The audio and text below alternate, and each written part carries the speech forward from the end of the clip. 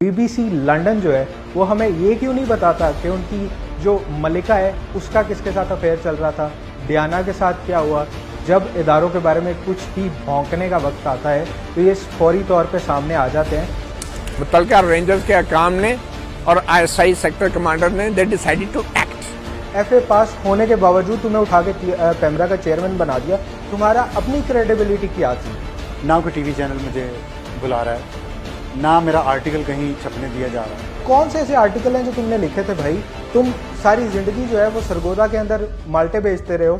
BBC London या BBC news बरतानिया का अखबार साज इदारा है। वो हमें बरतानिया की खबरें दे, वो हमें पाकिस्तान के बारे में बता रहा है, वो हमें बता रहा है कि हमारे साथियों के साथ ये हो रहा है, हमारे मुल्क के इदारे ये कर रहे हैं। बीबीसी लंदन जो है वो हमें ये क्यों नहीं बताता कि उनकी जो मलिका है उसका किसके साथ अफेयर चल रहा था, डियाना के साथ क्या हुआ, या फिर जो उनके प्रिंस और प्रिंसेस हैं उनके आपस में किस तरह के नाजायज़ ताल्लुकात हैं। बात यह है बीबीसी लंदन जो है हमें ये क्यों नहीं बताता कि MI6 ने किस तरह अपने बेतहाशा सहाफ़ियों को और आम बंदों को उठवाया और एक ही स्टाइल से बहुत से सहाफ़ियों को सरों पे गोलियां मार के कत्ल किया। मैं बीबीसी उर्दू से या बीबीसी लंदन से ये पूछना चाहता हूँ कि वैसे तो आप बहुत इन्वेस्टिगेशंस करते हैं, ज़रा मतीउल्लाह जान के मामले पे भी इन्वेस्टिगेशन करके बताएं ना कि आखिर इन्हें पाक आर्मी से निकाला क्यों गया था।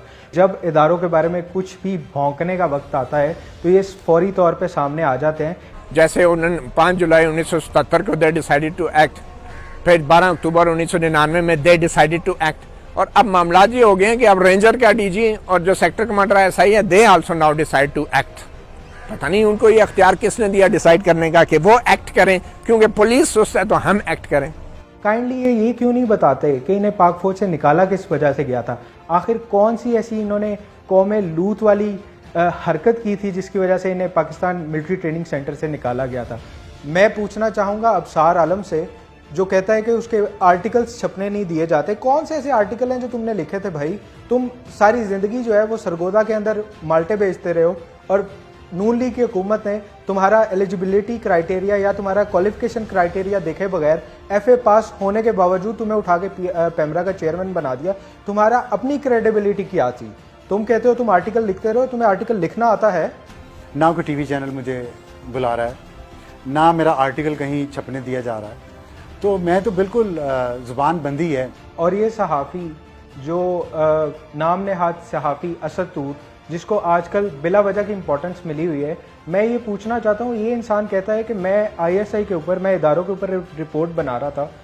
तुम एक आम से यूट्यूबर हो, तुम कौन से इदारे के साथ एफिलिएटेड हो? तुम्हारे क्रेडेंशियल्स क्या हैं? कौन से इदारे के साथ तुम एफिलिएटेड हो? जियो है, डॉन है, कौन सा ऐसा क्या कहते हैं मुल्की इदारा है जिसके लिए तुम रिपोर्ट बना रहे थे?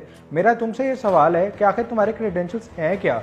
तुम्हारी पोर्टफोलियो क्या है? तुम्हें जानता कोई नहीं था, सिर्फ इदारों पे कीचड़ उछालने की वजह से तुम्हें थोड़ी सी प्रोमिनेंसी मिल रही है। बेसिकली तुम सिर्फ क्या कहते हैं यूट्यूब पे अपने छोटे मोटे वीडियोस वगैरह डालते हो और ख़वातीन को तंग करते हो। इससे ज़्यादा तुम्हारी कोई हकीकत नहीं है। ये मुल्क कैसे तरक्की करेगा यहाँ पे अगर शिफा यूसुफजई स्क्रीन पे बैठी होगी और जिसका एक पूरा ट्रैक रिकॉर्ड है झूठी खबरें देने का। बात दरअसल ये है कि इसने मेरे किरदार पे हमले किए, इसने मेरी ज़ात पे हमले किए, मेरा ख़ानदान मेरे साथ, मेरा वो सारा एक जो मेरी ब्रॉट अप, मेरा बॉर्न, मतलब I am raised and born in this country, और मैं यहीं पर रही हूँ। मेरा ख़ानदान एक बहुत, जिसको कहते हैं कि खुददार पश्तून घराना है, और हमारे लिए तो ये चीज़ एक और ज़्यादा लेवल इख्तियार कर जाती है। जो बात करते हैं कि वो इन्वेस्टिगेटिव जर्नलिस्ट हैं, मेरा इशारा हामिद मीर की तरफ है कि जब असद तूर का वाक़या हुआ और इन्होंने फ़ौरन आकर, जैसे ही वो वाक़या हुआ, आकर कहा कि जी मैं इन्वेस्टिगेटिव जर्नलिस्ट हूँ और मैं जानता हूँ कि ये पाकिस्तान के इदारों ने किया है। यहाँ पर कुछ ऐसे चेहरे भी मुझे नज़र आ रहे हैं जो माजी में असद तूर की तरह तशद्दुद का निशाना बने, उन पर हमले किए गए, हमने इसी तरह मुजाहरे किए, इसी जगह पे खड़े होकर मुजाहरे किए और मुकदमात दर्ज हुए, लेकिन कोई नतीजा बरामद नहीं हुआ। तो मैं इस इन्वेस्टिगेटिव जर्नलिस्ट से ये कहना चाहूँगा, पूछना चाहूँगा, बल्कि मेरा सवाल है कि आप अगर इन्वेस्टिगेटिव जर्नलिस्ट हैं तो आपको इस बारे में किस तरह पता नहीं है कि आपका फेसबुक पेज जो इंडिया से ऑपरेट, वेरीफाइड पेज जो इंडिया से ऑपरेट हो रहा था, उसका इंडियन एडमिन कहाँ से आया? मैं इनसे पूछना चाहूँगा जिनको क्या कहते हैं अपने मामलात का अपने घर का नहीं पता, वो इन्वेस्टिगेटिव जर्नलिस्ट आखिर बन किस तरह गए? फेसबुक पे पेज जो है वो वेरीफाई विद पासपोर्ट, या फिर आपका जो रिजेंबल्ड चीज़ भी होती है, ड्राइविंग लाइसेंस होता है या फिर आपका जो नेशनल आइडेंटिटी कार्ड होता है, उस पे वेरीफाई होता है पेज? मेरे 1-2 नहीं बल्कि 8-9 जाली फेसबुक अकाउंट हामिद मीर के नाम से ऑपरेट किए जाते हैं, उसमें मेरी तस्वीर लगाई जाती है। तो ये इन्वेस्टिगेटिव जर्नलिस्ट साहब किस तरह कह सकते हैं कि इनका जो ब्लू बैच वाला फेसबुक पेज था वो इन्होंने नहीं बनाया, जिसका एक इंडियन एडमिन था? तो लिहाजा मैं चाहता हूँ कि BBC लंदन और पाकिस्तान के लंगड़े लूले सहाफ़ी पहले अपने आप को देखें, अपने आप को अपने घरों के हालात देखें या अपने मुल्कों के हालात देखें, उसके बाद इन्वेस्टिगेटिव जर्नलिस्ट या फिर एक खबरसाज इदारा बने।